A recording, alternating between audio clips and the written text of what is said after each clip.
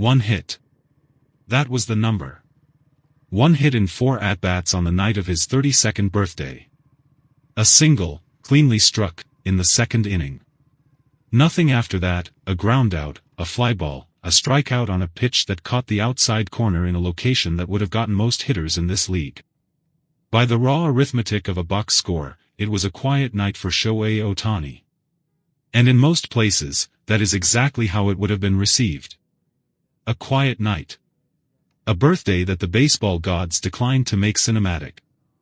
The kind of ordinary performance that even the most extraordinary players produce regularly across a 162-game season, because 162 games is a long time and no one, regardless of talent or preparation or competitive ferocity, hits a home run every night.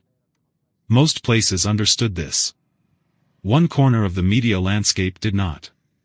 What emerged from certain outlets in South Korea in the hours following the game was not analysis. It was not the measured evaluation of a performance that fell below expectation.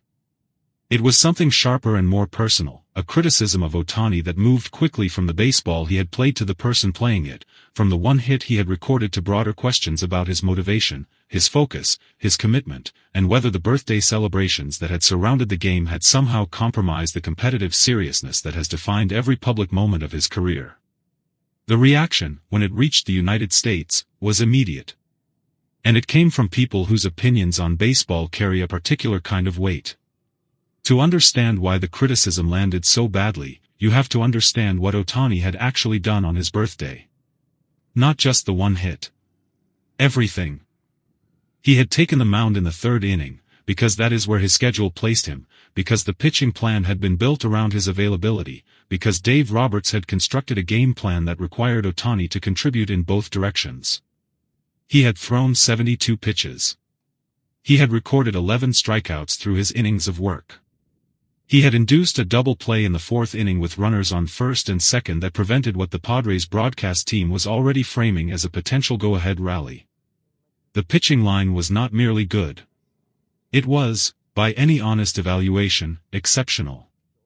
And then he had handed the ball to the bullpen, walked to the dugout, changed his mindset in whatever internal way he changes his mindset when he moves from pitcher to hitter, and gone to the plate 4 times. Against a pitcher who had prepared specifically for him, who had studied his tendencies and designed an approach for the occasion, who retired him 3 of those 4 times with pitches that a great many hitters in this league would not have made contact with at all. One hit. On a birthday. After throwing 72 pitches and striking out 11 batters. The criticism that followed focused on the one hit. Pete Rose heard about it first through a former teammate who still monitors international sports media as part of a media consulting role. He called the original outlet's characterization, as it was relayed to him, translated from the original Korean, one of the most absurd things I have heard directed at a baseball player in 50 years of being around this game. Rose, whose relationship with baseball's establishment remains complicated, has never been complicated in his assessment of Ohtani. He has said publicly, on multiple occasions, that Ohtani is doing things that he, a man who compiled more hits than anyone in the history of the sport, who approached every at-bat with a competitive intensity that became the defining characteristic of his career, had not imagined possible within the structural constraints of how baseball is played. When the birthday criticism reached him, something in that assessment curdled into genuine anger.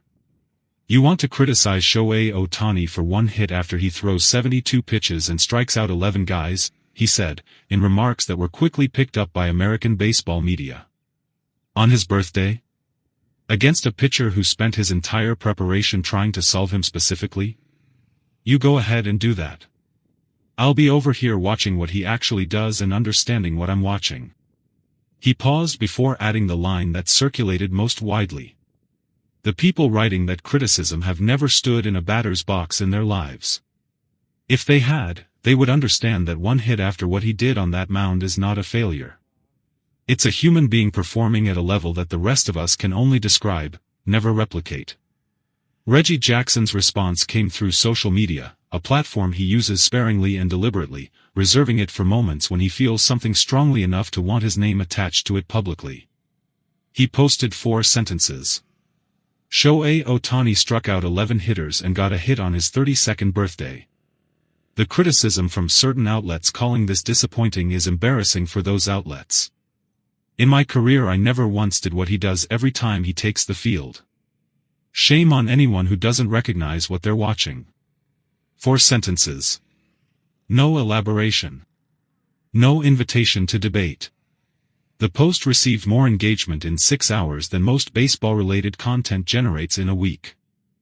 Because the people who follow Reggie Jackson are not a casual audience, they are people who understand what it means when a player of his stature uses words like shame. Who understand that a man who hit 3 home runs in a single World Series game and spent 21 seasons in the major leagues does not deploy that word carelessly. The response in the comments was overwhelmingly consistent. Across languages, across fan bases, across the various constituencies that follow baseball in its many international forms. People who rarely agree on anything agreed on this. The criticism had been wrong. Not nuanced but debatable wrong. Simply, clearly, demonstrably wrong. The American media reaction built more slowly but arrived at the same destination.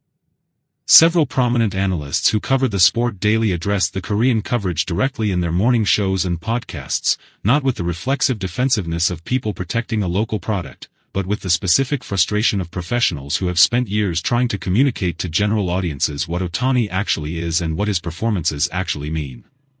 One analyst, whose work on baseball metrics has been cited in front office presentations across the league, put the mathematical case plainly. The expected batting average on the contact Ohtani made last night was .287. He was 1 for 4. He was actually slightly unlucky at the plate. If you want to criticize his birthday performance, you are criticizing a pitcher who struck out 11 hitters and a hitter who made good contact and didn't get rewarded by the ball distribution. You are criticizing the baseball gods for not cooperating. You are not criticizing Shohei Ohtani. Another commentator, whose approach to the sport is less statistical and more observational, made a different kind of argument. There is a specific kind of criticism that emerges when someone is so far beyond normal frames of reference that people lose the ability to evaluate them accurately. When the standard becomes not, is this good, but is this everything he has ever done simultaneously, that's when you know the criticism has stopped being about the player and started being about the expectations that have been projected onto the player. What happened last night was Ohtani. What happened in the coverage afterward was something else entirely. Kim Hae-sung, reached by a Korean journalist for comment, given his own history as a Korean player in American baseball and his visible closeness to Ohtani over the course of this season, chose his words with the deliberate care of someone who is aware that whatever he says will be received differently depending on who is reading it. He spoke in Korean. He asked for his full statement to be published without editing. I have played alongside Shohei Ohtani. I have watched him prepare. I have seen what it costs him to do what he does every single time he steps on a field. I have seen him push through things that would have ended other players' nights before they began.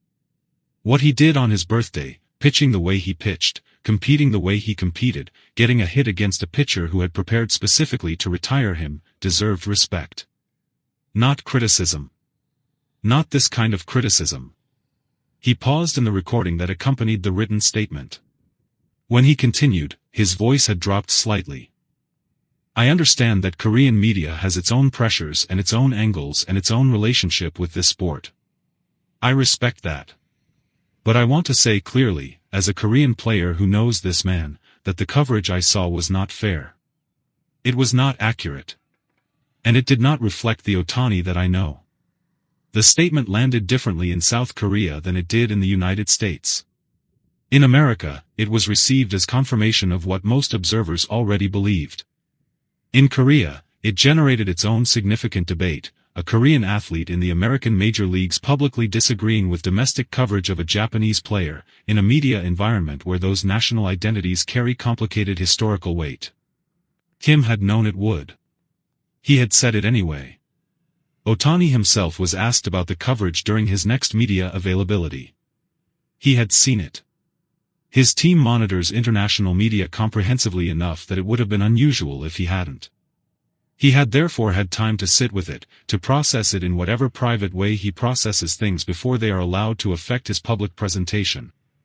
He was asked, does criticism of this kind, criticism that felt to many observers disproportionate to the performance, affect him? He considered the question for a moment. I understand that people who watch baseball have expectations, he said. I understand that those expectations are high. I think they should be high. I hold them high for myself. But I also understand something that maybe does not always come through in the coverage. Every game is its own problem. You solve it with what you have that night, against the pitcher you face that night, within the plan that has been built for that night. Last night, the pitching was what I had. I gave it. The hitting was more difficult. I gave what I had there too. A brief pause. One hit on my birthday. The trace of something in his expression, not quite amusement, not quite dismissal. I've had worse birthdays. The room laughed. Ohtani did not quite laugh. But his eyes did something. The story, ultimately, is not really about one hit or one birthday or one cluster of critical articles from one corner of the international sports media landscape. It is about something that happens inevitably to any athlete who operates so far above the established ceiling of their sport that the normal metrics of evaluation stop functioning properly. Where one hit after 72 pitches and 11 strikeouts becomes a narrative about disappointment. Where a birthday that produced a performance most pitchers in this league would consider extraordinary becomes a story about falling short. The legends who responded, Rose, Jackson, and the others who added their voices in the hours that followed, were not simply defending Ohtani from unfair criticism. They were defending something more fundamental. The ability to see what is actually in front of you.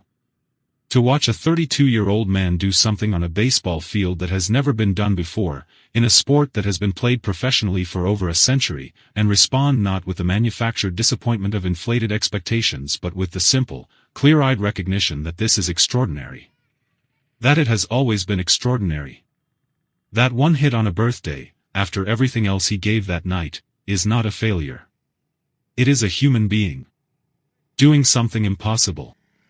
On a Tuesday. And the least we can do, the very least, is see it clearly.